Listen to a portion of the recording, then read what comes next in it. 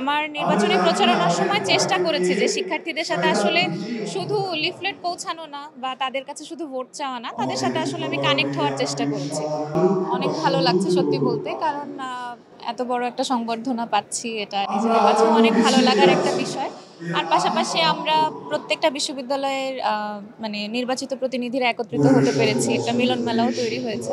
সেই জায়গা থেকে আসলে সবার সাথে দেখা সাক্ষাৎ করে, সবার সাথে আলোচনা করে, পরামর্শ করে বেশ ভালো লাগছে। আসলে শিক্ষার্থীরা অবশ্যই হয়তোবা আমাকে যোগ্য ভেবেছে এই পদের জন্য।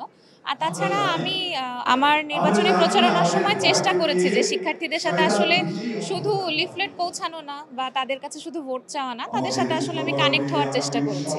যে হয়তোবা তাদের প্রবলেমগুলো শুনেছি, তাদের কাছ থেকে পরামর্শ নিয়েছি।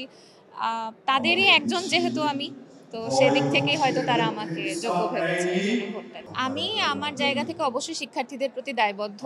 আমি আমার জায়গা থেকে আমি যা ইশতেহার দিয়েছি, যে প্রতিশ্রুতিগুলো দিয়েছি, আমি আমার সর্বোচ্চ চেষ্টা করছি যে সেগুলো যেন আমি দ্রুততম সময়ের মধ্যে বাস্তবায়ন করতে পারি।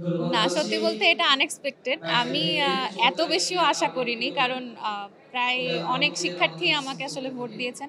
আমি তাদের প্রতি অনেক কৃতজ্ঞ যে মানে এক প্রকার এটা দায়িত্ব, একটা আমানত। তো আমি আমার জায়গা থেকে আসলে এখন তাদের প্রতি কৃতজ্ঞ যে আমাকে এত বড় একটা সম্মানের জায়গা করে দিয়েছেন তারা। আর এই দায়িত্বটা পালন করাও আসলে একটু চ্যালেঞ্জিং। তবুও আমি আমার জায়গা থেকে চেষ্টা করব ইনশাআল্লাহ।